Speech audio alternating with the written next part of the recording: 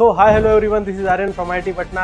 आज इस नए ताज़ा बैच में जो कि नाम है संकल्प बैच, उसकी पहली क्लास होने जा रही है जो कि साइंस की फिजिक्स चैप्टर मोशन की है। तो आज हम इस क्लास में मोशन चैप्टर को स्टार्ट करने वाले हैं, मोशन की चीज़ों को समझने वाले हैं। इस चैप्टर में जितने भी बेसिक कॉन्सेप्ट हैं, जितने भी एडवांस कॉन्सेप्ट हैं, वो सारी चीज़ों को हम यहाँ पर कवर करेंगे, देखेंगे। तो सबसे पहले मैं लेक्चर का फ्लो बता देता हूँ कि आप लोग यहाँ पढ़ने क्या वाले हो। उससे पहले मैं एक प्रॉमिस आपसे लेना चाहता हूँ कि यार अगर आप इस लेक्चर को देखने बैठे हुए हो तो एक पेन और पेपर लेकर बैठो, एक पेन या कॉपी लेकर बैठो जहां पर आप चीजों को नोट कर रहे होगे, जहां आप छोटे छोटे रिकॉल नोट्स बना रहे होगे। बेसिकली जो मैं बोलता हूं कि हर लेक्चर में कि आपको रिकॉल नोट्स बनाने चाहिए, एक रिकॉल नोट्स आपके साथ तैयार हो चाहिए at the end of the lecture. अब लेक्चर की स्पीड अगर थोड़ा सा तुमको कम लग रही है तो 1.25x स्पीड पर भी देख सकते हो, बट एक बार जब खाली बैठो तब देखो। ऐसा नहीं है कि जल्दी जल्दी में बस देखना स्टार्ट कर दिया, सिर्फ इसको मूवी की तरह देखना नहीं है, आपको पेन पेपर लेकर बैठना है और एक इसको रियल वर्ल्ड वाली क्लास जो आप ऑफलाइन करते हो, जो अपनी क्लासेस जो अपने स्कूल में करते हो, उसको समझ के चलना है। तो हम मोशन में आज क्या क्या चीजें पढ़ने वाले भैया पहले ये बता दीजिए। तो मोशन में हम सबसे पहले पढ़ेंगे कि यार इंट्रोडक्शन पढ़ेंगे आपसे कि आपका कुछ टर्म्स जो इस चैप्टर में यूज होने वाला है वो हम खत्म करेंगे। कि इंट्रोडक्शन के बाद फिर हम लोग पढ़ेंगे कुछ रिलेटेड टर्म्स जो यहाँ पर जरूरी रहेगा। रिलेटेड टर्म्स बोले तो कि जो मोशन चैप्टर को पढ़ने के लिए कुछ नए नए टर्म्स मैं इंट्रोड्यूस करवाऊंगा, वो चीज आपको पढ़नी है।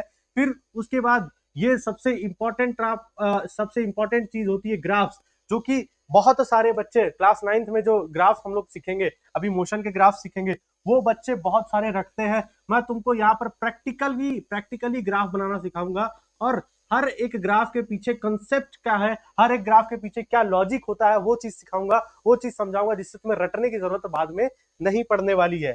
ठीक है, तो हम स्टार्ट करते हैं मोशन में। सबसे पहले हम समझते हैं कि भैया मोशन होता क्या है। अब मोशन से क्या आपको समझ में आ रहा है बात? जैसे आप अगर मोशन नाम ही सुनते हो तो आपको चीज समझ में आती है कि कोई एक बॉडी है, कोई एक ऑब्जेक्ट है जो मूव कर रही है, वो बेसिकली मोशन के अंदर होती है।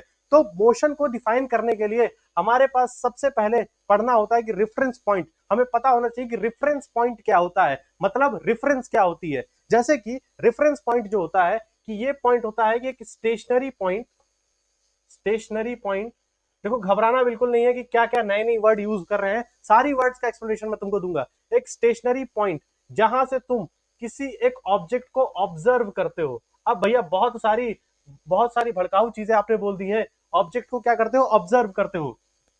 तो हम एक एक करके सारी चीजों को समझने वाले हैं। पहले समझेंगे कि भैया स्टेशनरी पॉइंट का मतलब क्या है। स्टेशनरी पॉइंट का मतलब यह है कि एक ऐसा पॉइंट जहां पर सारी चीजें रुकी हुई हैं, वो पॉइंट रुका हुआ है, उसको हम बोलेंगे स्टेशनरी पॉइंट। ठीक है, दूसरा कि भैया ऑब्जेक्ट को ऑब्जर्व कर रहे हैं, मतलब कि एक स्टेशनरी पॉइंट जो ऑब्जेक्ट रुका हुआ है, जो पॉइंट पे रुका हुआ है, उससे हम किसी चीज को ऑब्जर्व कर रहे हैं, किसी चीज को देख रहे हैं, तो वो होता है हमारा रेफरेंस पॉइंट, उसको हम बोलते हैं रेफरेंस पॉइंट। अब उसी रेफरेंस पॉइंट से जब हम किसी चीज को देखते हैं तो कह देते हैं कि भैया वो ऑब्जेक्ट मोशन में है या मोशन में नहीं है। तो इसमें मैंने डेफिनेशन लिख रखी है कि body is said to be in motion.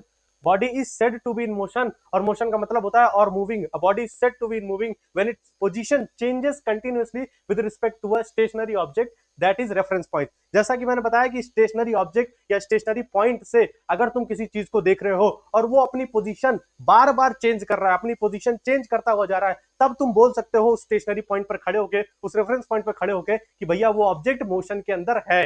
तो हर एक चीज की मोशन को डिफाइन करने के लिए आपको एक रेफरेंस पॉइंट की जरूरत पड़ने वाली है। तो वही बात हो रही है कि जब आप रेफरेंस पॉइंट से किसी एक स्टेशनरी ऑब्जेक्ट या स्टेशनरी पॉइंट से किसी एक चीज को देखते हो, किसी एक ऑब्जेक्ट को देखते हो कि भैया वो अपनी पोजीशन चेंज कर रहा है, तो आप सिंपली उसको क्या बोल सकते हो कि वो बॉडी या वो ऑब्जेक्ट मोशन के अंदर है। तो वही चीज यहां पर लिखिएगा, body set to be in motion या in moving when its position changes, जब उसकी पोजीशन चेंज करती है continuously with respect to a stationary point या रेफरेंस पॉइंट जिसको बोलते हैं।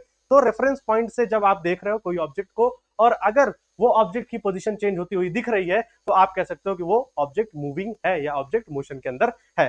सिंपल सा, आपको मोशन की डेफिनेशन समझ में आने वाली है। नेक्स्ट अब थोड़ा सा हम एग्जांपल समझते हैं। फिर से अगर आपको रेफरेंस पॉइंट वाली चीज नहीं समझ में आई है तो इस एग्जांपल से समझ में आ जाएगी। मानकर चलो ये आपका घर है, ठीक है, ये आपका घर है और आप यहां पर घर पे खड़े हुए हो, आप घर पर खड़े हुए, एक बॉडी एक बॉडी क्या, एक कार आपके घर के सामने से गुजर रही है। अब आप यहां पर स्टेशनरी हो, आप यहां पर क्या हो, स्टेशनरी। स्टेशनरी बोले तो स्टेशनरी, स्टेशनरी बोले तो रुका हुआ, मैं यहां पर लिख देता हूं। स्टेशनरी बोले तो रुका हुआ, मतलब हाँ वही चीज, रुका हुआ। इंग्लिश में मैं हिंदी में नहीं लिखूंगा, रुका हुआ, हिंदी मेरी कमजोर है, ठीक है, रुका हुआ। अब यहां पर आप खड़े हो, आपका एक पॉइंट है जहां पर आप खड़े हो, ये एक स्टेशनरी पॉइंट है, ठीक है, ये रुका हुआ, आप रुके हुए, तो ये क्या हो गई भैया, ये हो गई रेफरेंस पॉइंट। इसको क्या बोलेंगे कि ये हो गया रेफरेंस पॉइंट, रेफरेंस पॉइंट, ठीक है, या रेफरेंस ऑब्जेक्ट। अब यहां आपका रेफरेंस पॉइंट हो गया। अब आप देख रहे हो कि ये गाड़ी यहां पर चली, थोड़ी देर बाद गाड़ी यहां आ गई, थोड़ी देर बाद गाड़ी यहां आ गई, तो आपको दिख रहा है कि गाड़ी की पोजीशन पहले यहां थी, दूसरी पोजीशन यहां हो गई, तो आप क्या कह रहे हो कि भैया पोजीशन यहां से लेकर के यहां तक चेंज हो रही है। तो जब भी किसी एक रेफरेंस पॉइंट से आप देख रहे हो कोई एक ऑब्जेक्ट की पोजीशन चेंज हो रही है, तो आप क्या कह सकते हो कि ये ऑब्जेक्ट मोशन के अंदर है। तो यहां पर आप कह सकते हो कि ये कार मोशन के अंदर है। क्या सबको समझ में आ रहा है ये बात? अगर ये चीज समझ में आ रही है तो हम आगे बढ़ते हैं। और मोशन को डिफाइन करने के लिए दो टर्म्स होते हैं, मोशन को समझने के लिए, डिफाइन करने के लिए दो टर्म्स हम लोग पढ़ते हैं इस चैप्टर में।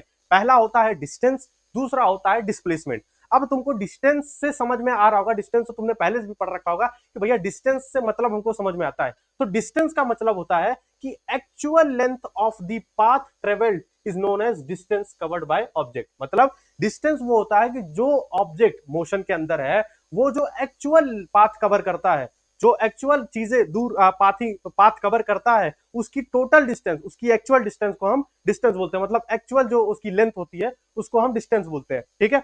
बट डिस्प्लेसमेंट की बात समझते हैं। अब देखो थोड़ा सा मैं तुमको एग्जांपल के साथ समझाऊंगा, पहले थोड़ा सा ये डेफिनेशन एक बार देख लो। डेफिनेशन देखने के बाद मैं तुमको एक एक चीज एग्जांपल के साथ समझाऊंगा। डिस्प्लेसमेंट का मतलब होता है कि shortest straight line path between initial and final position of a moving body.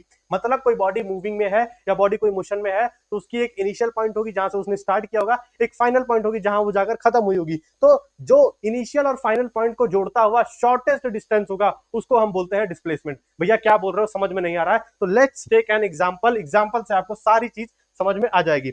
देखो मानकर चलो, मैंने कुछ नहीं करना है आपको, मानकर चलो कि यहां पर एक ऑब्जेक्ट है, या यहां पर मानकर चलो आप हो, ठीक है, ये आप पॉइंट ए पर यहां पर खड़े हो, पॉइंट ए पर आप यहां पर खड़े हो, इसको पॉइंट ए बोला गया, ठीक है। अब आपका दोस्त, आपको अपने दोस्त के यहां जाना है जिसका घर पॉइंट बी पर है, जिसका घर पॉइंट बी पर है, ठीक। अब आप यहां से चले पॉइंट ए से पॉइंट बी पर, पॉइंट बी पर गए सीधा, और इसकी जो दूरी है वो 5 किलोमीटर है। इसकी जो दूरी है कितनी है? 5 किलोमीटर। समझ में आ गया? फिर उसके बाद जब आपने इस दोस्त को उठाया, फिर आपने सोचा कि चलो भाई तीसरे दोस्त के यहाँ चलते हैं। तीसरे दोस्त के यहाँ पॉइंट सी है, ये आपका तीसरा दोस्त है पॉइंट सी, ठीक है। फिर आपने दोनों ने यहां से उठाया और पॉइंट सी तक चल गए। अब पॉइंट सी तक चल गए, अब आपको पकड़ के पूछा जा रहा है कि एक चीज बताओ तुम्हारी डिस्टेंस कितनी कवर हुई। तो डिस्टेंस मैंने क्या बोला था कि जो एक्चुअल लेंथ होती है, जितना आपने चला है उसी को हम डिस्टेंस बोलते हैं। तो आपने यहां से पहले यहां तक चला, कितना चला? 5 किलोमीटर। तो आपकी ये वाली डिस्टेंस कितनी हो गई? 5 किलोमीटर। उसके बाद यहां से फिर यहां चले, कितनी डिस्टेंस हो गई? 3 किलोमीटर। तो आपने टोटल डिस्टेंस अगर जो कवर किया, तो अगर मैं यहां पर लिखूं कि भैया तुमने टोटल डिस्टेंस कितना कवर किया, टोटल डिस्टेंस, तो टोटल डिस्टेंस आपने कवर किया पहले 5 किलोमीटर, ठीक है, उसके बाद 3 किलोमीटर। समझ में आया? तो कितना हो गया कि भैया हमने टोटल डिस्टेंस 8 किलोमीटर कवर किया। क्या तुमको ये बात समझ में आ गई? डिस्टेंस वाली बात सबको समझ में आ गई।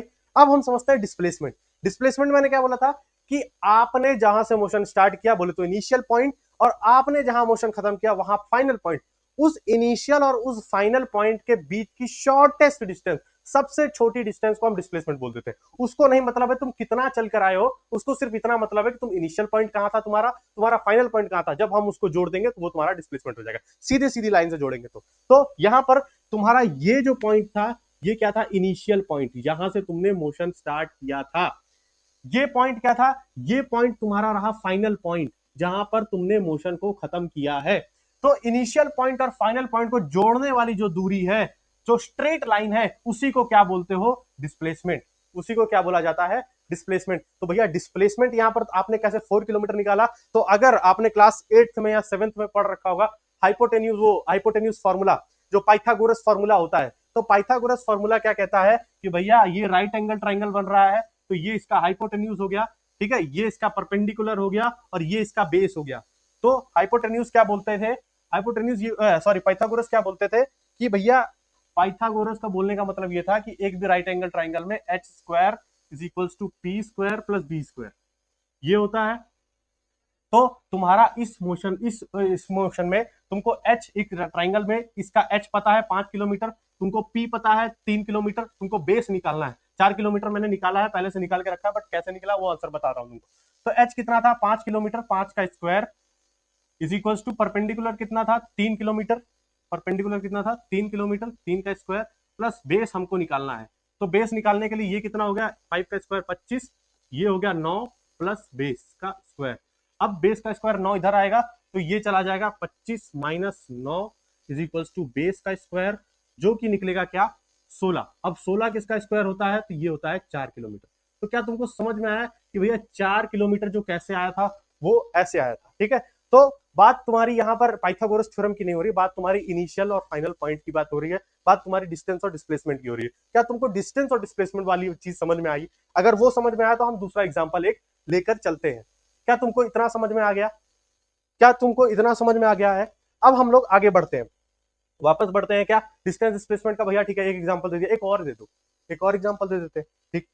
डिस्टेंस और डिस्प्लेसमेंट का एक और एग्जांपल ले लेते हैं कि मानकर चलो यहां पर एक ऑब्जेक्ट है, पॉइंट ए, यहां से चला, ठीक है, चलने के बाद ऐसे गया, ठीक है, पॉइंट बी तक, उसके बाद पॉइंट सी तक गया, और उसके बाद पॉइंट डी तक आया, और उसके बाद वापस अपने जगह पर आ गया। तुमको समझ में आया क्या ऑब्जेक्ट कहां कहां से मूव किया? ऑब्जेक्ट भैया आप जो कह रहे हो कि पॉइंट ए से चालू किया, पॉइंट ए से पॉइंट बी पर गया, जो कि इसने डिस्टेंस किया 4 किलोमीटर, ठीक है। फिर पॉइंट बी से पॉइंट सी गया, कितना डिस्टेंस कवर किया, मानकर चलो फिर से 4 किलोमीटर चला। फिर सी से डी गया, फिर 4 किलोमीटर चला, और फिर डी से ए गया, फिर 4 किलोमीटर चला।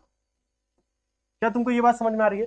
तुमको इस ऑब्जेक्ट का मोशन समझ में आया कि पहले ए से भैया बी गए, फिर बी से सी गए, सी से डी गए, फिर डी से वापस ए चल गए। तो अब हम तुमसे पूछ रहे हैं कि इन भाई साहब का फिर से डिस्टेंस और डिस्प्लेसमेंट बताओ। तो ठीक है भैया, पहले हम डिस्टेंस की बात कर लेते हैं। भैया डिस्टेंस बहुत इजी है कि कितना एक्चुअली पाथ उसने कवर किया। तो एक्चुअली कितना पाथ कवर किया, 4 किलोमीटर, फिर 4 किलोमीटर, फिर 4 किलोमीटर, फिर 4 किलोमीटर, मतलब तो 4 प्लस 8, 8 प्लस 4 12, 12 प्लस 4 16। तो टोटल कितना चला कि भैया 4 kilometre plus 4 kilometre plus 4 kilometre plus 4 kilometre, कितना चला, कितना टोटल हो गया 16 किलोमीटर इसकी डिस्टेंस आ गई। ये तो हमको बात समझ में आ गई कि भैया टोटल डिस्टेंस जो है वो 16 किलोमीटर आ गई। अब बात करते हैं डिस्प्लेसमेंट की। डिस्प्लेसमेंट कैसे निकालेंगे सर? ठीक है, डिस्प्लेसमेंट निकालने का तरीका भी तुमको बता देते हैं। डिस्प्लेसमेंट, डिस्प्लेसमेंट, ठीक है, डिस्प्लेसमेंट क्या था? वापस से अगर तुम डेफिनेशन पे जाओगे डिस्प्लेसमेंट की, डिस्प्लेसमेंट क्या था कि भैया इनिशियल पॉइंट और फाइनल पॉइंट को जो चीज ज्वाइन कर रही है, मतलब पहले इनिशियल पॉइंट देखो उस ऑब्जेक्ट का मोशन के टाइम पे, और उसका फाइनल पॉइंट देखो। इनिशियल और फाइनल पॉइंट जैसे तुमने देख लिया, उसको मिलाते हुए जो जितनी डिस्टेंस होगी वो हमारी डिस्प्लेसमेंट होगी। तो यहां पर देखो इनिशियल पॉइंट क्या था, ये था, यहां से मोशन स्टार्ट हुआ, मोशन यहां से स्टार्ट होता है उसको इनिशियल पॉइंट बोलते हैं। यहां से गया, फिर यहां, यहां से यहां, यहां से यहां, यहां से यहां। तो आप देख रहे हो कि फाइनल पॉइंट भी यही है, मतलब इनिशियल यहां से स्टार्ट किया, फिर ऐसे गया, फिर ऐसे गया, फिर ऐसे गया, और लास्ट में फिर ऐसे आकर यहां पर रुक गया। तो ये दोनों इनिशियल और दोनों फाइनल पॉइंट ये है। तो बस इनिशियल और फाइनल पॉइंट के बीच की दूरी कितनी है, यहां पर 0 दिख रहा है, यहां पर कितना है 0 किलोमीटर। तो आप क्या बोलोगे कि भैया डिस्टेंस तो 16 किलोमीटर थी, लेकिन डिस्प्लेसमेंट क्या है 0 किलोमीटर। क्या तुमको ये बात समझ में आ रही है कि नहीं कि डिस्प्लेसमेंट 0 हो सकती है जैसा तुमने देखा, लेकिन क्या डिस्टेंस कभी 0 हो सकती है? अगर वो ऑब्जेक्ट मोशन में है, पहली चीज तो अगर ऑब्जेक्ट मूव ही नहीं करेगा तो डिस्टेंस भी 0 होगी, डिस्प्लेसमेंट भी 0 होगी, ये बात तो सत्य है। लेकिन अगर वो ऑब्जेक्ट मोशन कर रहा है, वो ऑब्जेक्ट अपनी पोजीशन चेंज कर रहा है, या वो ऑब्जेक्ट हिल भी रहा है, तो आप क्या कह सकते हो कि डिस्प्लेसमेंट 0 होगी? हाँ हो सकती है, कोई कोई केसेस है कि वापस अपने इनिशियल पॉइंट से जहां से स्टार्ट किया वापस फाइनल पे आ जाए, तो डिस्प्लेसमेंट 0 हो सकती है। लेकिन क्या डिस्टेंस 0 हो सकती है? ये कतई नहीं हो सकता कि आपकी मूविंग ऑब्जेक्ट की जो डिस्टेंस है वो कभी 0 हो जाए। मूविंग ऑब्जेक्ट की डिस्प्लेसमेंट 0 हो सकती है, लेकिन डिस्टेंस कभी भी 0 नहीं होगी। क्या बात आपको इतनी समझ में आ चुकी है? अगर इतना समझ में आ गया तो फिर आगे बढ़े। फिर आगे बढ़ते हैं, अब थोड़ा सा हम स्केलर क्वांटिटी और वेक्टर क्वांटिटी की बात करते हैं। भैया ये स्केलर और वेक्टर कहां से आ गया, तो वापस वहीं पर चलो, कहां, डिस्टेंस और डिस्प्लेसमेंट वाले पे, कि भैया आपने डिस्टेंस और डिस्प्लेसमेंट वाले में दो दो पॉइंट और लिखे थे कि distance is a scalar quantity और displacement is a vector quantity. भैया ये क्या होता है स्केलर और वेक्टर, देखो बहुत इंपॉर्टेंट चीज होती है, जैसे मैंने तुमको बताया था ना कि बहुत सारी नई टर्म्स तुम सीखोगे। तो हो सकता है किसी ने स्केलर क्वांटिटी वेक्टर क्वांटिटी पढ़ रखा हो, बट जिसने नहीं भी पढ़ा है, जिसने पढ़ भी रखा है, उन सब के लिए आज मैं फिर बताने वाला हूं कि स्केलर और वेक्टर होता क्या है। ठीक है, तो वापस चलते हैं, इसको हम समझेंगे कि स्केलर क्वांटिटी कैसे, वेक्टर क्वांटिटी, पहले इसको समझ चले कि स्केलर होता क्या है, वेक्टर होता क्या है। तो वापस आते हैं स्केलर और वेक्टर क्वांटिटी पे। उसके लिए हम सबसे पहले यहां पर आपसे एक चीज पूछते हैं, एक मिनट। हाँ, स्केलर और वेक्टर पढ़ने से पहले हम आपको एक चीज बताते वाले हैं फिजिकल क्वांटिटीज के बारे में। अब भैया ये क्या है फिजिकल क्वांटिटीज, हो सकता है फिजिकल क्वांटिटीज ये सब चीजें आपके स्कूल में ना पढ़ाई जाए, बट मैं आपको पढ़ा रहा हूं तो थोड़ा सा एडवांस चीजें पढ़ा रहा हूं, जिससे कि आपकी कंसेप्ट समझ में आ जाएगा। ठीक है, फिजिकल क्वांटिटीज क्या होती है कि एनी क्वांटिटी, पहली चीज तो ये भी एक तरीके की क्वांटिटी होती है, any quantity which are used to define the laws of physics। अब भैया इतना सब कुछ लिख दिए हो, थोड़ा थोड़ा मुझे फिर से बताओ, मैं तुमको हर चीज एक बार फिर से बताता हूँ। पहली चीज, फिजिकल क्वांटिटी का क्या डेफिनेशन लिखा मैंने कि any quantity which are used to define the laws of physics. तो मैं एक एक करके फिर से तुमको बताता हूँ। भैया पहले हम समझते हैं लॉज ऑफ फिजिक्स क्या होता है। लॉज ऑफ फिजिक्स मतलब जब तुम फिजिक्स पढ़ रहे हो तो फिजिक्स को पढ़ने के लिए कुछ कुछ चीजें होती हैं, जैसे अभी तुम फिजिक्स पढ़ रहे हो, मोशन तुम पढ़ रहे हो, ठीक है, इसके कुछ लॉज हैं, इसके कुछ टर्म्स हैं जिसको डिफाइन कर रहे हो तुम। जैसे फिजिक्स को पढ़ते समय तुमने डिस्टेंस पढ़ा, फिजिक्स को पढ़ते समय तुमने डिस्प्लेसमेंट पढ़ा, तो ये सब क्या है, ये लॉज है, फिजिक्स के कुछ ना कुछ लॉज है, कुछ ना कुछ टर्म्स है।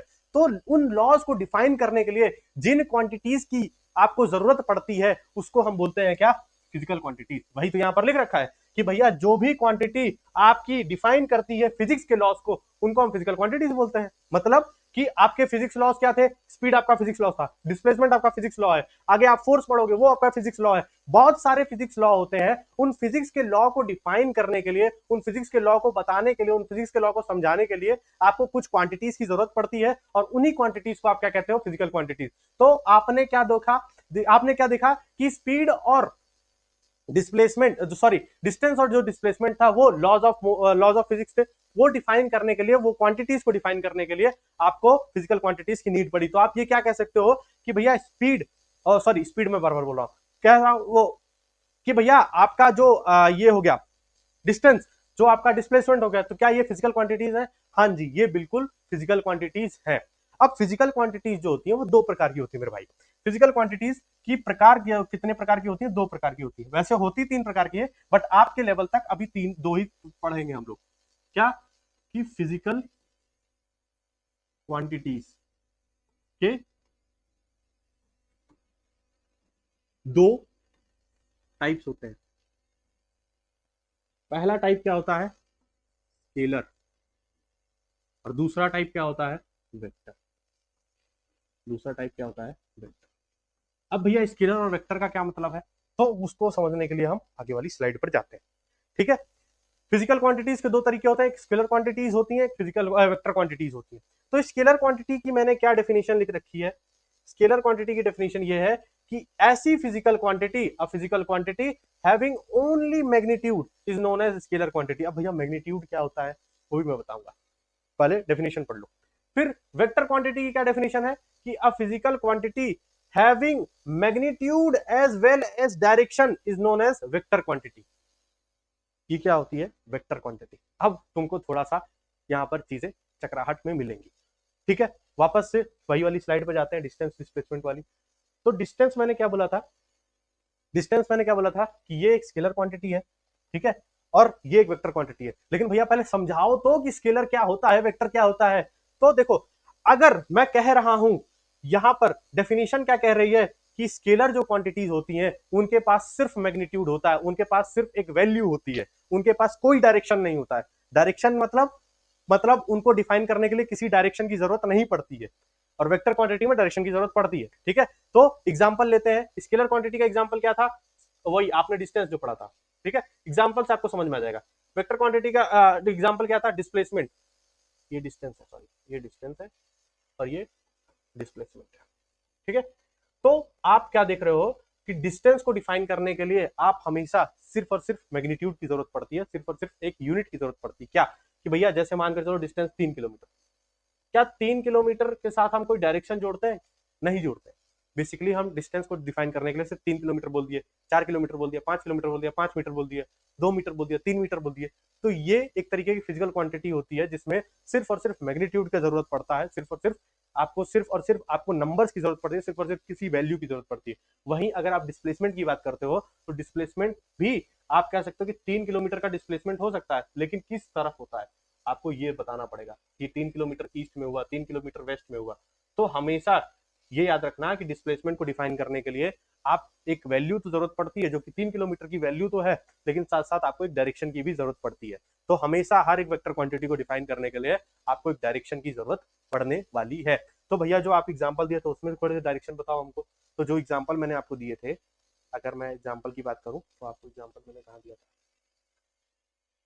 ये यहाँ पर देखो, मैंने कहा था कि डिस्टेंस कितनी हुई, यहां से लेकर के यहां तक की डिस्टेंस कितनी हुई? 8 किलोमीटर। ये टोटल डिस्टेंस हुई थी 8 किलोमीटर। बट क्या मैंने यहाँ पर डिस्टेंस का कुछ स्पीड, कुछ कुछ डायरेक्शन बताया था? नहीं, कोई डायरेक्शन नहीं बताया था। बट अगर मैं डिस्प्लेसमेंट की बात कर रहा हूं, तो डिस्प्लेसमेंट जब ऑब्जेक्ट यहाँ पहुंच गया है उसके बाद देख रहा है कि डिस्प्लेसमेंट कितना हुआ है, तो ये 4 किलोमीटर का डिस्प्लेसमेंट हुआ है टूवर्ड्स वेस्ट। Towards waste. अगर आप नॉर्थ ईस्ट वेस्ट नहीं जानते हो तो ये होता है नॉर्थ, और ये होता है आपका ईस्ट, और ये होता है वेस्ट, और ये होता है आपका साउथ। तो अगर आप यहां खड़े हो और अब आप डिस्प्लेसमेंट देख रहे हो, तो डिस्प्लेसमेंट के लिए आप इनिशियल पॉइंट देखोगे तो आप कहोगे कि ये डिस्प्लेसमेंट जो है वो 4 किलोमीटर है और यहां से वेस्ट डायरेक्शन में।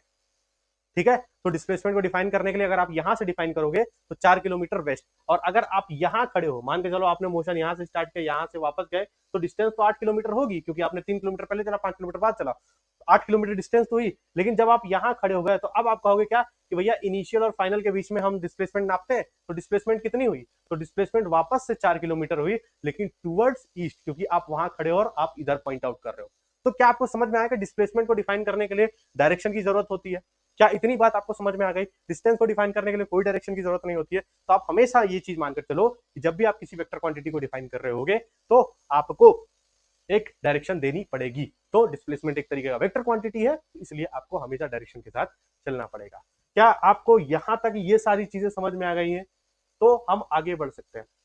ठीक है, ये examples of scalar vector quantity जो मैंने तुमको बताया था, ये ऐसे ही होता है कि आपको एक डायरेक्शन की जरूरत पड़ेगी कि भैया अगर आप यहाँ से चले हो, यहाँ पर आए हो, वापस से ऐसे आए हो, उसके बाद आपको यहाँ पर, अगर आप यहाँ से डिस्प्लेसमेंट नाप रहे हो तो ये टूवर्ड्स वेस्ट डिस्प्लेसमेंट है, और अगर आप यहाँ से डिस्प्लेसमेंट नाप रहे हो तो टूवर्ड्स ईस्ट डिस्प्लेसमेंट है। क्या चीज इस समझ में आ गई? अब मैंने एक एग्जाम्पल और लिया था, उसके लिए मैं आपको पहले डिस्टेंस और डिस्प्लेसमेंट की एग्जाम्पल बता देता हूँ। मान लो यहाँ पर तुम खड़े हो, ठीक है, एक सर्कुलर पाथ है, एक सर्कुलर पाथ मतलब एक सर्कुलर ट्रैक जो दौड़ने वाला ट्रैक होता है वो है। ठीक है, तुमने यहाँ से अपनी डिस्टेंस चालू करी, चलना चालू किया, चलना चालू किया, चलना चालू किया, चलना चालू किया, और वापस ए पर आकर खड़े हो गए। वापस ए पर आकर खड़े हो गए, तो क्या आप यहाँ पर डिस्टेंस बता सकते हो? भैया डिस्टेंस कितना हुआ? थोड़ा सा ये टिपिकल क्वेश्चन है कि डिस्टेंस कितना हुआ, कोई यहाँ पर बता सकता है कि टोटल डिस्टेंस कितना हुआ? डिस्टेंस बताने के लिए ये आप कहोगे कि भैया आप यहाँ यहाँ यहाँ यहाँ चले हो, ऐसे ऐसे चले हो, ऐसे ऐसे चले हो, वापस यहाँ पर आ चुके हो। तो एक तरीके से आपने इस सर्कल का पेरीमीटर कवर किया है। एक तरीके से आपने इस सर्कल का पेरीमीटर कवर किया, और सर्कल का पेरीमीटर क्या होता है? जब उसका रेडियस आर होता है। तो अगर आपको पेरीमीटर का फॉर्मूला नहीं पता है तो मैं आपको पेरीमीटर का फॉर्मूला बता देता हूं। आपने वैसे 8th क्लास में पढ़ा होता है, 2 पाई आर होता है इसका फॉर्मूला। तो आप ये कह सकते हो कि ये जो डिस्टेंस है वो 2 पाई आर के बराबर है। क्या आप कह सकते हो कि नहीं कह सकते? इस चीज को इस चीज को कहा जा सकता है डिस्टेंस 2 पाई आर। फिर डिस्प्लेसमेंट की बात करें, तो डिस्प्लेसमेंट के लिए हमको कुछ नहीं देखना पड़ता, हमको सिर्फ इनिशियल पॉइंट और फाइनल पॉइंट देखना। तो इनिशियल पॉइंट क्या था? ये। वापस गए, फाइनल पॉइंट क्या था? ये। तो डिस्प्लेसमेंट यहाँ पर क्या हो गई? जीरो। डिस्प्लेसमेंट यहाँ पर क्या हो गई? जीरो। क्या आपको ये बात समझ में आ रही है कि नहीं? तो मैंने डिस्टेंस, डिस्प्लेसमेंट, स्केलर वेक्टर के बहुत एग्जांपल तुमको दे दिए हैं।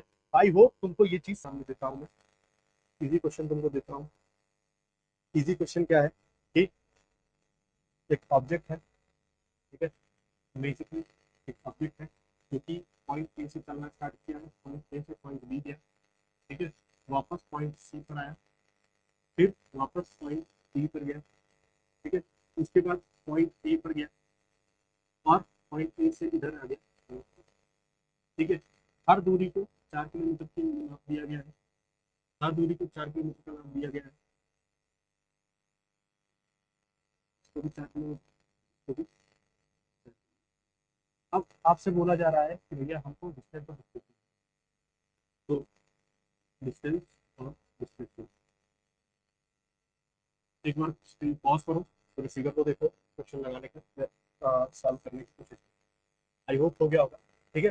पहली चीज डिस्टेंस क्या था, एक्चुअल लेंथ, मतलब ऑब्जेक्ट यहाँ से चलना स्टार्ट किया, यहाँ से यहाँ गया, 4 किलोमीटर की डिस्टेंस पूरी की इसने, ठीक है, प्लस फिर यहाँ से आ गया कितना गया 4, प्लस फिर यहाँ से यहाँ गया कितना 4, प्लस फिर यहाँ से यहाँ गया कितना गया 4, प्लस फिर यहाँ से वापस यहाँ गया कितना गया 4।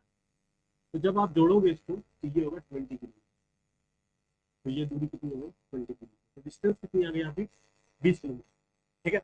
अब डिस्प्लेसमेंट की बात कर रहे हैं, डिस्प्लेसमेंट के लिए फिर से वापस जो मैंने आपको पढ़ाया था कि डिस्प्लेसमेंट के लिए आपको कुछ नहीं, इनिशियल पॉइंट देखना है और फाइनल पॉइंट, इनिशियल और फाइनल पॉइंट के बीच की दूरी कितनी है, तो इनिशियल पॉइंट आपका ये था, फाइनल पॉइंट आपका ये है, इनिशियल और फाइनल के बीच की जो शॉर्टेस्ट डिस्टेंस है सीधी दूरी है, उसके लिए सिर्फ। तो क्या आपको समझ में आया कि डिस्टेंस 20 किलोमीटर हो गई, डिस्प्लेसमेंट 4, क्या आपको इतनी बात समझ में आ गई? क्या ये चीजें सबको अगर समझ में आ रही हो तो हम आगे बढ़ जाए, ठीक है।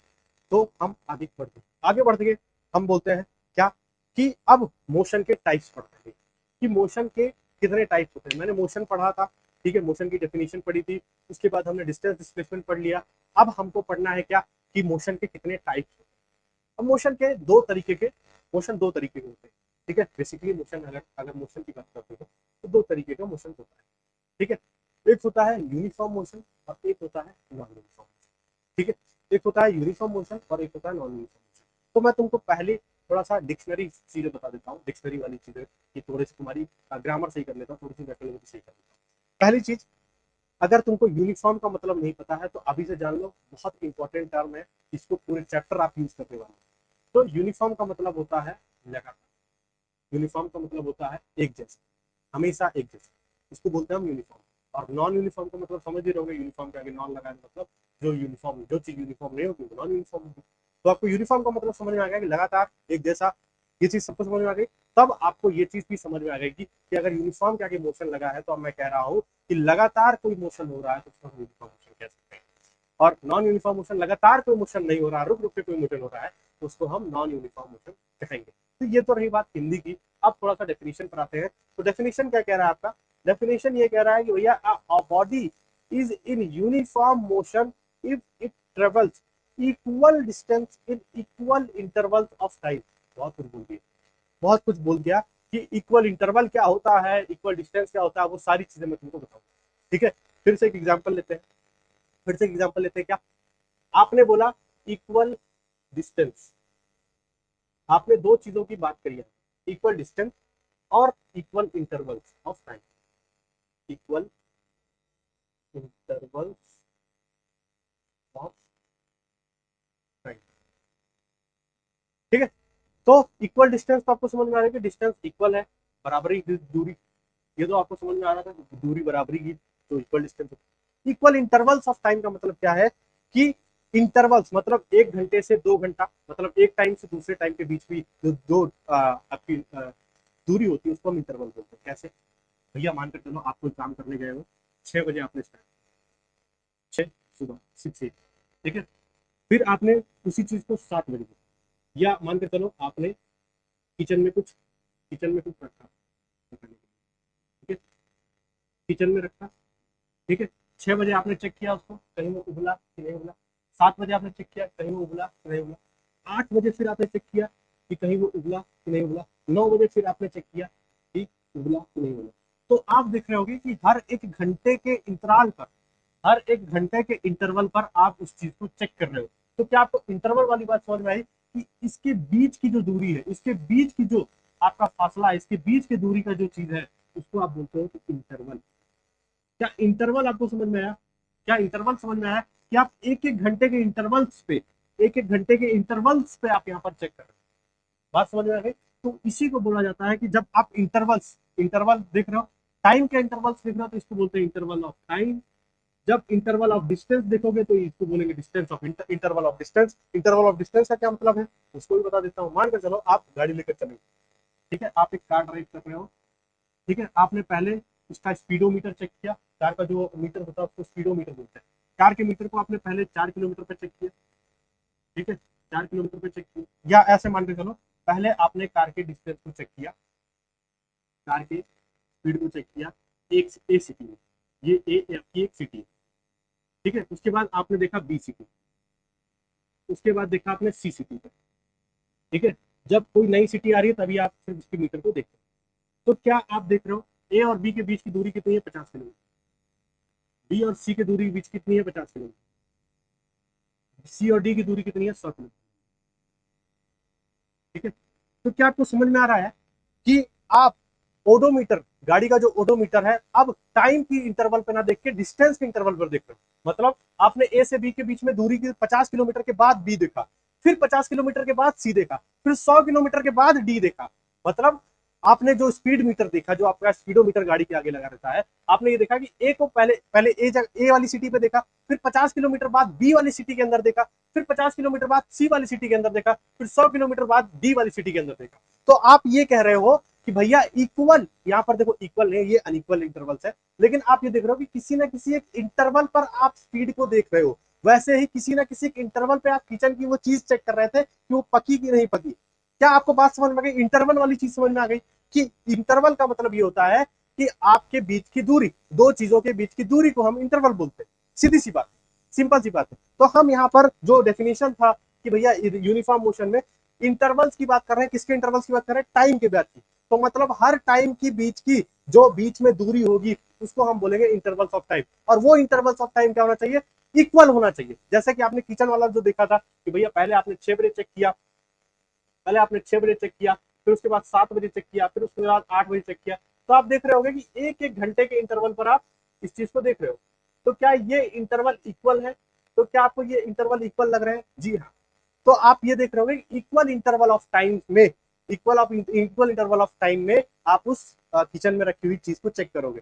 वैसे ही उसी इक्वल इंटरवल ऑफ टाइम में हमको यहाँ पर उसी इक्वल ऑफ अरे उसी इक्वल इंटरवल ऑफ टाइम के, उसी टाइम के इंटरवल में जो इक्वल इंटरवल है उसकी जरूरत हमको यूनिफॉर्म मोशन को डिफाइन करने में पड़ने वाली है।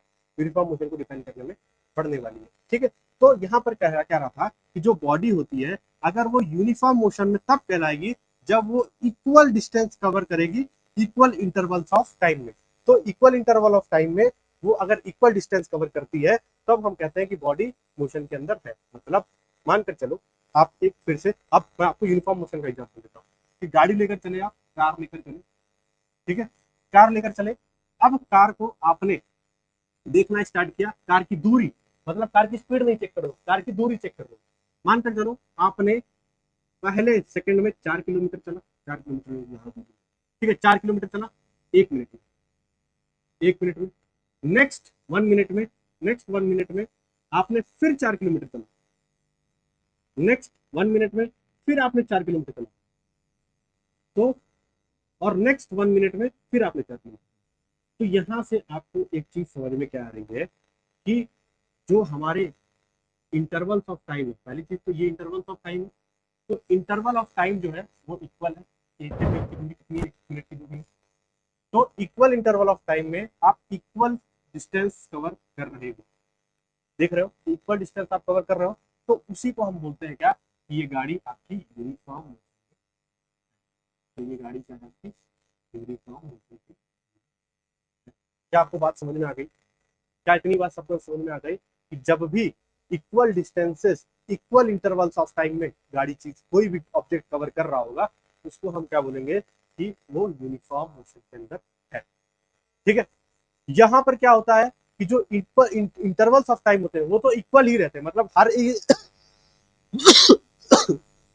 हर एक एक मिनट में ही आप चीजों को चेक करोगे। यहाँ पर क्या है, हर एक एक मिनट में ही आप चीजों को चेक करोगे, बट यहाँ पर जो डिस्टेंस होगी, जो डिस्टेंस की दूरी होगी, वो अनइक्वल हो जाएगी। मतलब अब वही गाड़ी को अगर आप हर मिनट चेक कर रहे थे, हर मिनट आप चेक कर रहे थे, अब 1 मिनट पहले आपने चेक किया, और 1 मिनट चेक करने के बाद आपने यहाँ पर तो 4 किलोमीटर चला, उसके बाद जब 1 मिनट बाद जब चेक किया तो आपने 5 किलोमीटर चल दिया।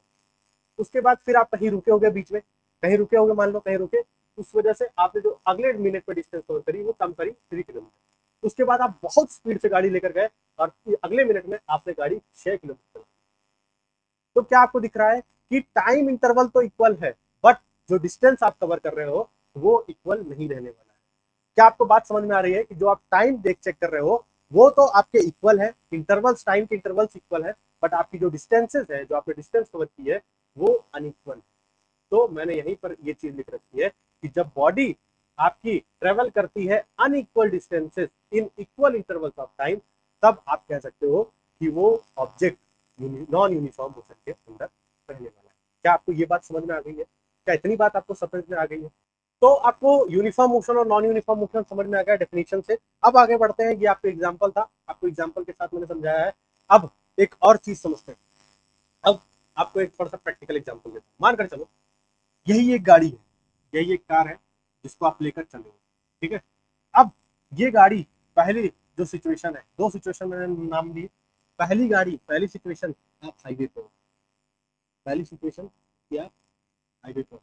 दूसरी सिचुएशन कि आप घर से निकले हो, ये आपका घर है और आपने घर से गाड़ी बस जस्ट निकाली ही है, ठीक है। दो सिचुएशन है, बात ध्यान से सुनो। अब जब आप हाईवे पे हो तो आप कह सकते हो कि एक स्पीड से चल रहे हो, मान कर चलो 100 किलोमीटर पर आवर। बहुत तेज चल रहे हो, ज्यादा तेज नहीं चलने की जरूरत है, ठीक है। इतनी तेज चलने की जरूरत नहीं है, बट एग्जाम्पल के लिए आप ये गाड़ी चला रहे हो 100 किलोमीटर। तो क्या यहाँ पर आप कह सकते हो कि जो ऑब्जेक्ट है, जो आपका कार है, वो हमेशा चलता रहेगा, उसके बीच में कोई रुकावटें नहीं आएगी? बहुत अच्छा एक्सप्रेस वे अगर बना हुआ है तो गाड़ी के बीच में कोई रुकावटें नहीं आएगी। तो क्या आप यहाँ पर जनरेट कर सकते हो कि ये एक तरीके से यूनिफॉर्म मोशन है? क्या कह सकते हो कि यहाँ पर ऑब्जेक्ट यूनिफॉर्म मोशन है, क्योंकि 100 किलोमीटर पर ही चल रहा है, तो अगले 10 सेकंड तक तो ये 100 किलोमीटर पर ही चलता रहेगा, 100 किलोमीटर पर आवर की स्पीड से ही चलेगा। मान के चलो ये टॉप स्पीड है और इसी टॉप स्पीड पर आपने पूरा एक्सीलेटर दबा रखा है अपना, और टॉप स्पीड से ही 100 किलोमीटर आगे तक गाड़ी चल रही है। तो अगले 10 सेकंड, सिर्फ 10 सेकंड की बात करते हैं, तो क्या अगले 10 सेकंड में आप कह सकते हो कि गाड़ी सेम ही स्पीड से चलेगी? क्या गाड़ी सेम ही स्पीड से चलेगी? तो 10 सेकंड में सेम ही डिस्टेंस कवर करेगी, हर सेकंड में सेम डिस्टेंस कवर करेगी, क्योंकि सेम स्पीड से चल रही है, तो हर एक सेकंड में सेम डिस्टेंस कवर करने वाली है। क्या आपको ये बात समझ में आ रही है? क्या आपको ये बात समझ में आ रही है? बट दूसरी कंडीशन लेते हैं कि आप गाड़ी घर से निकाले हो, आप गाड़ी घर से निकाले हो, घर से निकालोगे, कहां से स्टार्ट करोगे? 0 किलोमीटर वाली स्पीड से, ठीक है। फिर धीरे धीरे स्पीड को बढ़ाओगे, धीरे धीरे स्पीड को बढ़ाओगे, तो और तेज बढ़ाते हुए चल जाओगे। समझ में आया? तो अगर मैं यहां से यहां तक की 1 सेकंड की दूरी देखूं, तो 1 सेकंड में हो सकता है गाड़ी आपकी धीरे चल रही हो। तो जब गाड़ी की स्पीड धीरे है, 1 सेकंड में गाड़ी की स्पीड जब धीरे है, तब आप कहोगे कि यहाँ पे डिस्टेंस छोटी कवर हुई, छोटी डिस्टेंस कवर होगी। उसके बाद फिर 1 सेकंड बाद यहाँ से इस वाली सिचुएशन से तो यहाँ गाड़ी तेजी चल रही होगी, ठीक है। तो 1 सेकंड में आप देख सकते हो फिर यहाँ पर जो आपने डिस्टेंस कवर करी वो कहीं ज्यादा कवर की होगी, डिस्टेंस आपने कवर ज्यादा की होगी। फिर उसके बाद जब गाड़ी और स्पीड में आ गई तो आपने डिस्टेंस और ज्यादा कवर करी होगी एक ही सेकंड के अंदर, क्योंकि गाड़ी की स्पीड आप लगातार बढ़ाते हुए जा रहे हो। तो क्या आपको ये बात समझ में आ रही है कि हर सेकंड टाइम इंटरवल तो सेम है, हर सेकंड पे आपकी जो स्पीड है वो बढ़ती जा रही है, उस वजह से जो आपकी डिस्टेंस कवर्ड है वो कहीं ना कहीं बढ़ती हुई जा रही है कि नहीं जा रही है? क्या आप ये बता रहे हो कि जो आप डिस्टेंस है वो बढ़ाते हुए जा रहे हो, डिस्टेंस को आप बढ़ाते हुए जा रहे हो? तो एक तरीके से यहाँ पर जो इक्वल डिस्टेंस वाली धारणा है कि इक्वल डिस्टेंसेस कवर करोगे आप इक्वल इंटरवल्स में, तो क्या आप नहीं कर पा रहे हो? नहीं कर पा रहे हो सकता है आपने पहले 4 मीटर कवर किया हो, उसके बाद स्पीड जब बढ़ी तो आपने 5 मीटर किया हो, फिर उसके बाद एक ही सेकंड के अंदर 6 मीटर कवर कर दिया हो, फिर एक ही सेकंड के अंदर 7 मीटर कवर कर दिया हो। तो क्या अनइक्वल डिस्टेंसेस कवर कर रहे हो आप? लेकिन टाइम इंटरवल सेम ही है, 1 सेकंड वाला। क्या टाइम इंटरवल सेम है, अनइक्वल डिस्टेंसेस है, तो क्या आप कह सकते हो कि ये एक केस है नॉन यूनिफॉर्म मोशन का? क्या इसको आप कह सकते हो कि ये एक नॉन यूनिफॉर्म मोशन का केस है? क्या इसको आप कह सकते हो कि ये नॉन यूनिफॉर्म मोशन का केस है? जी, इसको आप कह सकते हो कि ये नॉन यूनिफॉर्म मोशन का केस है, ठीक है। आगे बढ़ते हैं। अब थोड़ा सा ग्राफ वाली चीजों पर देखते हैं। भैया ग्राफ कैसे बनता है। देखो ये ग्राफ वाली जो चीज है, एक जो कंसेप्ट है, इसको लोग अधिकतर रखते हैं, रट कर चले जाते हैं कि डिस्टेंस टाइम ग्राफ कैसा बनेगा, डिस्प्लेसमेंट टाइम ग्राफ कैसा बनेगा। तो आज मैं आपको वही चीज बताने वाला हूँ कि कैसे आपको ये चीज कवर करनी है। तो अब हम समझते हैं क्या कि डिस्टेंस और डिस्प्लेसमेंट वाला जो ग्राफ होता है वो कैसे बनाते हैं। देखो रटना नहीं होता है, रटने के अलावा मैं तुमको यहाँ पर कॉन्सेप्ट तरीके से बताऊंगा, ठीक है। मानकर चलो, अब जस्ट एक एग्जांपल लेते हैं, वही गाड़ी वाला एग्जांपल लेते हैं, ठीक है। वही कार लेकर तुम घर से निकले, ठीक है। तो यहाँ पर हम बात करेंगे नॉन यूनिफॉर्म मोशन की, और यहाँ पर हम बात करेंगे यूनिफॉर्म। तो इस तरफ हम यूनिफॉर्म मोशन का ग्राफ बनाएंगे। जब गाड़ी यूनिफॉर्म मोशन में चल रही होगी तब कैसा ग्राफ बनेगा, और जब गाड़ी नॉन यूनिफॉर्म मोशन में चल रही होगी, इसको ध्यान से समझना, ये चीज बहुत इंपॉर्टेंट है और इसको लोग रटा देते हैं। मैं आपको रटाऊंगा नहीं, मैं आपको बताऊंगा कि अगर ग्राफ बन रहा है तो कैसे बन रहा है, ठीक है। तो समझ के चलो, यहाँ पर जो ग्राफ होता है डिस्टेंस और टाइम का ग्राफ हम लोग बना रहे हैं, डिस्टेंस और टाइम के बीच का ग्राफ बना रहे हैं। तो डिस्टेंस और टाइम का ग्राफ यूनिफॉर्म मोशन में हमेशा स्ट्रेट लाइन ग्राफ बनता है। पहले ये चीज याद करके रख लो, पहले ये चीज समझ के रख लो, लेकिन क्यों बनता है उसके पीछे का लॉजिक भी बताऊंगा मैं, इसलिए मैंने इसको किया है। और नॉन यूनिफॉर्म मोशन में जो ग्राफ होता है वो कर्व बनता है, वो कर्व बनता है, ठीक है। तो जो पहले निकल कर आएगा वो चीज मैं तुमको पहले ही बता दे रहा हूँ, जो बाद में निकल कर आएगा, मतलब आंसर तुमको पहले ही बता दे रहा हूँ, लेकिन आंसर निकालेंगे कैसे वो भी पढ़ोगे। तो यहाँ पर जो ग्राफ बनता है वो स्ट्रेट लाइन ग्राफ बनता है, स्ट्रेट लाइन ग्राफ बनता है। और यहाँ पर जो बनता है वो कर्व ग्राफ। कर्व ग्राफ का मतलब कुछ तो समझ में आया होगा ना, कि स्ट्रेट लाइन ना बनकर कर्व, ऐसे कर्व, ठीक है। तो अब वापस से एग्जांपल लेकर चलते हैं क्या, कि भैया वही गाड़ी का एग्जांपल ले रहे थे आप, वही गाड़ी का एग्जांपल लेकर चलो, और अब हर सेकंड में आप गाड़ी की डिस्टेंस कुछ मेंटेन करोगे। तो यूनिफॉर्म मोशन में क्या बोला था कि हर इक्वल डिस्टेंसेस में, हर इक्वल इंटरवल में इक्वल डिस्टेंस को कवर करेगी। तो इक्वल पहले इंटरवल्स ऑफ टाइम देख लेते हैं। तो मान के चलो 2 सेकंड, फिर 2 सेकंड बाद आप चेक कर रहे हो कितना डिस्टेंस कवर करेगी, फिर 2 सेकंड बाद आप चेक कर रहे हो, फिर 2 सेकंड बाद आप चेक कर रहे हो, ठीक है। ये क्या होगा, इक्वल इंटरवल्स। अब इक्वल इंटरवल्स ऑफ टाइम क्या है, 2-2 सेकंड का। मानकर चलो 2-2 सेकंड का इंटरवल पर चल रहे हो टाइम को लेकर। तो पहले सेकंड में आपने 0 सेकंड में आपने चेक किया होगा, ठीक है। पहले आपने 0 सेकंड पर चेक किया, तो डिस्टेंस कितना कवर की होगी, 0 में, ठीक है। फिर 2 सेकंड बाद, मतलब 2 सेकंड में आपने चेक किया होगा, तो डिस्टेंस मान लो 4 मीटर। फिर 2 सेकंड बाद चेक किया, मतलब 4 सेकंड पर चेक किया, तो डिस्टेंस कितनी चली होगी, 8 मीटर। फिर आपने यहाँ पर चेक किया 6 सेकंड में, तो डिस्टेंस कितनी कवर की होगी, 12 मीटर। तो आपको क्या दिख रहा है कि इंटरवल ऑफ टाइम क्या है, इक्वल चल रहा है। भैया 2-2 सेकंड का टाइम का डिफरेंस है, 2-2 सेकंड का डिफरेंस है, 2-2 सेकंड का डिफरेंस है। इक्वल इंटरवल ऑफ टाइम में equal speed, equal distance cover कर रही है क्या, हाँ। कि पहले 2 सेकंड में 4 मीटर चली, फिर दूसरे 2 सेकंड में फिर 4 मीटर चली, मतलब 4 से 8 के बीच में 4 मीटर चली, फिर दूसरे सेकंड में, तीसरे सेकंड में, तीसरे 2 सेकंड में 4 मीटर फिर चली। तो क्या आप देख रहे हो कि यूनिफॉर्म मोशन का केस बन रहा है, ये यूनिफॉर्म मोशन का केस है। अब बात करते हैं नॉन यूनिफॉर्म मोशन के केस की, फिर उसके बाद ग्राफ बनाएंगे, ठीक है। थोड़ा सा साफ सुथरा कर लेता हूँ मैं इसको, यहाँ पर बात करते हैं सेम वही। पहले आपने 0 सेकंड पर चेक किया होगा गाड़ी को, 0 सेकंड पर गाड़ी चेक करी तो 0 मीटर डिस्टेंस कवर किया है। फिर आपने 2 सेकंड पर चेक किया, तो हो सकता है 4 मीटर चलने की। फिर गाड़ी स्टार्ट ही की है, तो 4 सेकंड में जब आपने चेक किया तो गाड़ी अब 8 मीटर में चल करके ये चल गई है कितनी, 9 मीटर। मान कर चलो 9 मीटर, क्योंकि हमको अनइक्वल डिस्टेंस को दिखाने, ठीक है। अगले 6 सेकंड में, मतलब अगले 2 सेकंड में ये गाड़ी चल गई है, मान कर चलो 15, ठीक है। थोड़ा एक और एग्जांपल, एक और बढ़ा लेते हैं, 8 सेकंड में ये चल गई है, मान के चलो 25 मीटर, ठीक है। तो क्या आप दिख रहे होगे कि टाइम इंटरवल तो इक्वल है, लेकिन डिस्टेंस इक्वल हो रही है क्या, नहीं। यहीं पर आप एक और रख लो, अगले 8 सेकंड में ये वापस 4 मीटर चलने वाली, मतलब 16 मीटर। तो यहाँ पर आपने देखा इक्वल इंटरवल्स ऑफ टाइम में इक्वल डिस्टेंसेस कवर कर रही है, यहाँ पर इक्वल इंटरवल्स ऑफ टाइम में अनइक्वल डिस्टेंसेस कवर कर रही होगी। अब हम एक एक का ग्राफ, अब भैया बनाते हैं ग्राफ, ठीक है।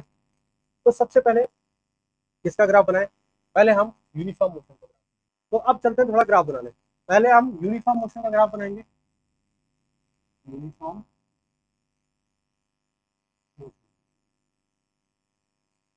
ठीक है। यूनिफॉर्म मोशन का ग्राफ किसके किसके बीच में बना रहे हैं भैया, तो हम ग्राफ जो बना रहे हैं वो बना रहे हैं डिस्टेंस और टाइम का, तो इधर हमने लिखेगा डिस्टेंस, इधर क्या लिखेंगे टाइम।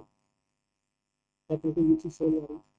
डिस्टेंस और टाइम के बीच का ही ना ग्राफ बन रहा है भाई, डिस्टेंस और टाइम के बीच का ही ना ग्राफ बन रहा है। तो यहाँ पर भी डिस्टेंस और टाइम के बीच का ही ग्राफ तो बना रहा हूँ।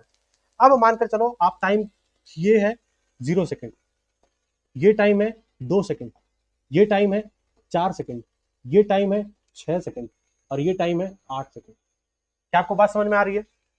इक्वल इंटरवल्स में टाइम रख दिया, ठीक है। ये जो दूरी है डिस्टेंस की, ये है 4 मीटर, ये दूरी जो है ये 8 मीटर, ये दूरी 12 मीटर, थोड़ा सा इसको और बढ़ाएंगे तो ये दूरी कितनी जाएगी 16 मीटर। क्या आपको बात समझ में आ गई है? क्या आपको बात समझ में आ गई है? तो प्लॉट करना स्टार्ट करते हैं। पहले 0 सेकंड में डिस्टेंस कितनी कवर करेगी भाई साहब? 0 मीटर। पहले डिस्टेंस 0 सेकंड में कितनी कवर करेगी? 0 मीटर।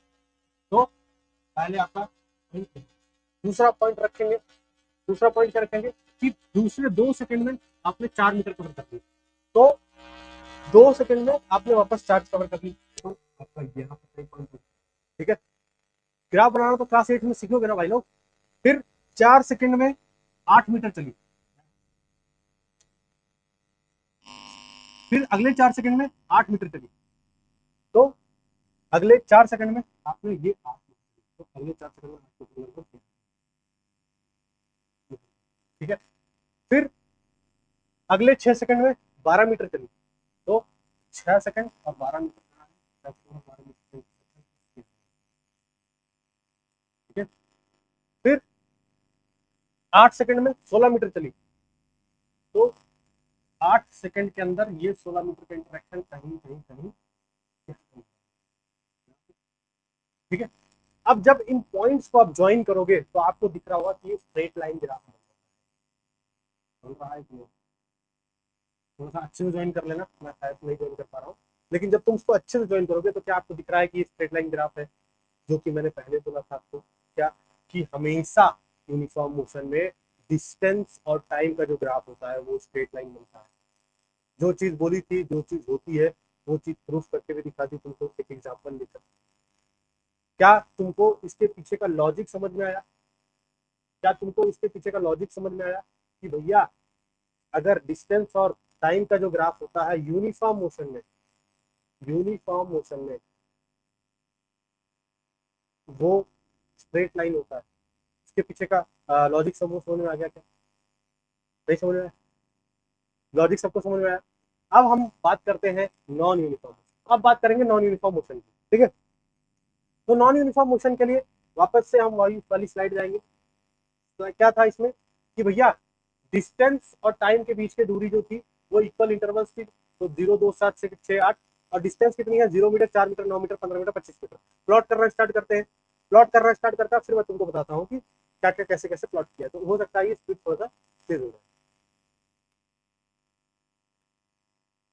वापस यहाँ पर डिस्टेंस है, तो यहाँ पर टाइम है, डिस्टेंस है, यहाँ पर टाइम है, ठीक है। टाइम की इंटरवल्स क्या कर रहे थे? यहाँ पर 0 था, यहाँ पर 2 सेकंड था, फिर यहाँ पर 4 सेकंड था, फिर यहाँ पर 6 सेकंड था, फिर यहाँ पर 8 सेकंड था, ठीक है। यहाँ पर आपने क्या किया था कि 4 मीटर, ये 8 मीटर, ये 12 मीटर, ये 16 मीटर, ऐसे कुछ किया था। थोड़ा सा और ऊपर बढ़ाओगे तो ये 20 मीटर, यहाँ पर कहीं पर 20 मीटर, ठीक है। यहाँ पर कहीं पर 20 मीटर आएगा, तो तुम ऐसे ग्राफ बना दो, मैं तुमको रफ ग्राफ बनाकर दिखा रहा हूँ।